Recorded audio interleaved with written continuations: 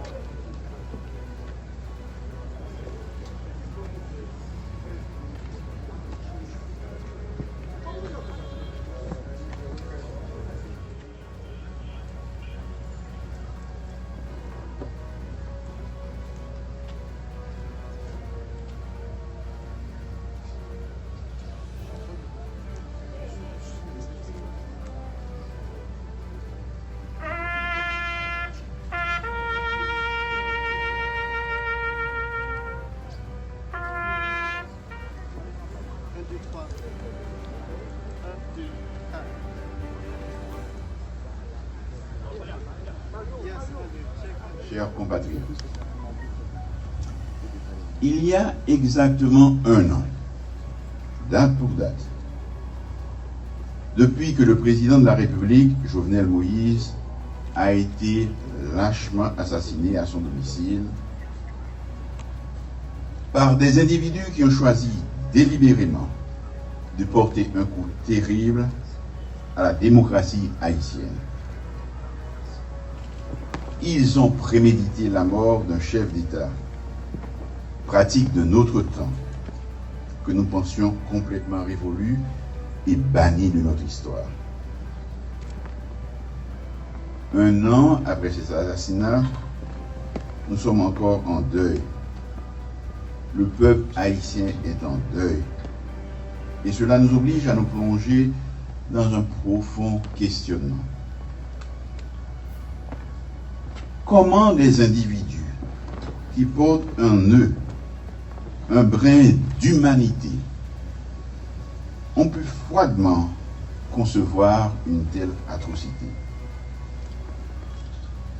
Comment ont-ils pu prendre le temps de se concerter pour dire un tel complot macabre? Les membres de sa famille, ses amis, le peuple haïtien se demande encore aujourd'hui pourquoi. Pourquoi cette barbarie? Pourquoi cette haine et cette folie meurtrière? Un an plus tard, aujourd'hui, nous avons toujours du mal à réaliser cet épisode sanglant et barbare de notre histoire. La situation sécuritaire s'est détériorée considérablement. Tous les jours viennent s'ajouter à notre inquiétude un fait, une prise de parole qui, avec l'effet multiplicateur des médias sociaux, nous perturbe un peu plus et ajoute à nos doutes sur les possibilités de nous dépasser, d'être à la hauteur du grand rêve et des grands sacrifices qui nous ont valu le statut de nation. Ces dernières années, nous avons expérimenté la violence sous toutes ses formes et une banalisation de la vie. Une violence des mots et des intentions, ainsi que des passages à l'acte qui ont détruit et détruisent ce que nous avons de meilleur en nous, ébranlent les fondamentaux et relativisent ce qui pourtant n'est pas de l'ordre du périssable. Ce sur quoi aucun doute ne devrait être permis, à savoir la fraternité, l'égalité entre citoyennes et citoyens. Et pourtant, les solutions pour gérer notre pays sont prévues dans le modèle même du gouvernement que nous avons choisi, la démocratie. Nous nous sommes fait mal, en toute conscience, alors qu'il suffirait que nous nous parlions, que nous discutions du meilleur pour tous, et surtout pour les femmes et les hommes qui habiteront ce pays après nous et qui jugeront cette fureur qui semble être devenue notre quotidien depuis plusieurs années. La famille du défunt, le peuple haïtien, la diaspora haïtienne ne pourront faire le deuil de cette perte tant que nous n'aurons pas fait la lumière sur ce qui s'est passé véritablement dans la nuit du 6 au 7 juillet 2021. Tant que nous n'aurons pas découvert la vérité, toute la vérité, tant que nous n'aurons pas amené devant les tribunaux compétents les auteurs, les commanditaires de ce crime odieux. C'est à sa famille et au peuple haïtien que justice sera rendue, que la justice aura déterminé qui sont les vrais responsables de l'assassinat du président. La paix la plus fondamentale, celle des consciences, celle qui permet de se réveiller chaque matin, d'aller de l'avant, de se projeter dans l'avenir, ne sera possible qu'avec cela, pour les Haïtiens de l'intérieur, ceux de l'extérieur, et même pour ceux et celles qui ont une ascendance haïtienne. Je renouvelle ici, devant la nation, ma détermination à encourager sans relâche la poursuite de l'enquête jusqu'à son aboutissement. La justice haïtienne peut compter sur le soutien indéfectible du gouvernement. Malgré sa faiblesse, la justice doit continuer à faire le maximum pour traquer les coupables, les traduire devant leurs juges et leur infliger des peines exemplaires et dissuasives pour que plus jamais notre pays n'ait à revivre un pareil drame.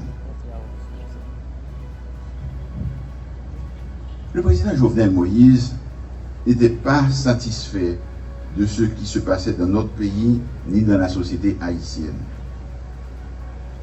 Il voulait que cesse cette violence aveugle qui fait trop sang couler, qui mettait trop de l'eau dans le jet, qui fait trop de victimes, trop de kidnapping, trop de zagues, brigantailles, gang capsimé la terreur dans tout le pays. Il voulait que les Haïtiens se réconcilient entre eux. Il voulait une autre Haïti.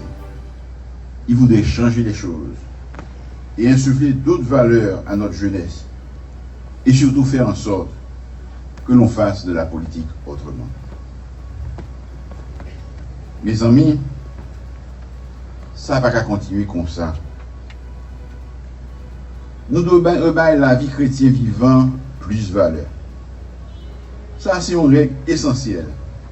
Si nous voulons continuer à vivre ensemble, si nous voulons vivre tant qu'un monde et tant qu'une nation, les arrivées, nous ne pas qu'à faire comme si nous pas ouais. Il est pour nous comprendre. Développement, c'est résultat investissement. Investissement dans le monde, investissement dans la jeunesse noire, investissement dans la stabilité et la sécurité. Sécurité pour tout le monde, dans le cadre d'une démocratie progressiste, pour que tout le monde ait les mêmes droits. Je ne vais pas regarder derrière, mais je dis nous que un peuple qui fait 1804, il est capable de choisir le chemin de développement. Il est capable de prendre responsabilité une fois encore devant l'histoire. C'est joie ça qui est devant nous aujourd'hui. Je vous le dis, parvenir à maintenir durant 2 siècles le peuple dans un tel état de dénuement, de précarité, de sous-développement et d'insécurité en dit long sur la nature des forces opposées au bien-être du peuple haïtien. L'ennemi est historique, l'ennemi est fort. À nous de nous en convaincre et de prendre courageusement la décision de rassembler nos forces, nos intelligences, nos volontés, afin de mettre Haïti sur la voie du développement. Nous pouvons le faire, nous devons le faire. Je voudrais que la vision dont Jovenel Moïse m'a parlé en me nommant Premier ministre éclaire les nouvelles avenues sur lesquelles nous devons nous engager, nous et notre pays. C'est chemin tête ensemble, c'est chemin dialogue, c'est chemin consensus, c'est chemin bon gens élection qui peut pour retirer nous dans le Kachoumoubé ça. M'a dit nous, démocratie c'est une bataille permanente. Démocratie c'est échange, c'est proposition. Démocratie c'est troquer l'idée, c'est entente après discussion. Démocratie pas qu'à violence ni crime. Li temps pour jouer assassinat caractère monde, destruction réputation monde, jouet ou était pied ou mettez pam en suspens. Progrès social et économique, c'est à tête ensemble. C'est avec un pile concession, un pile initiative et projet pour nous réaliser. Non, ça va pas continuer. Il faut que nous changions comportement, il faut que nous changions direction. Toujours dominé par un profond dogmatisme, par un souci d'intégration de la grande masse, par cette générosité du cœur,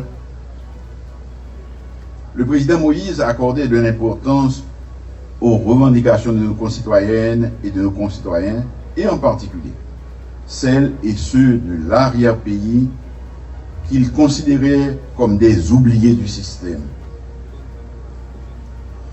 On peut ne pas être d'accord sur les moyens, mais on ne peut pas remettre en question les objectifs visés. Nous avons entendu ce message, nous l'avons compris et nous l'avons retenu. Il nous incombe aujourd'hui de l'améliorer et de poursuivre ce combat. Jovenel Moïse tombé. On nous prend tout ça qui était bon bagaille, la caille. On nous ramasse rêve lié. Nous tous ensemble. On nous travaille pour bien-être pays à toute petite lieu sans distinction. Haïtiens en dedans, tant pour ça qu'à vivre l'autre bord de l'eau. On nous travaille main en main pour réconcilier la nation à toute petite lieu.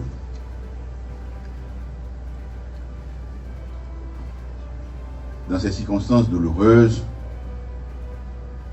je prends avec humilité la responsabilité de vous dire que j'entends assumer jusqu'au bout, avec détermination et patriotisme, la mission qui m'a été confiée, à savoir rétablir la sécurité et la paix, indispensable pour l'organisation des élections, et contribuer à une entente nationale, ce qui nous permettra de repartir sur de nouvelles bases.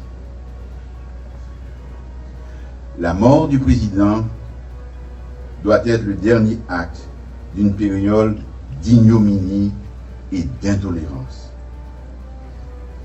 puisse le rêve d'une nation haïtienne réconciliée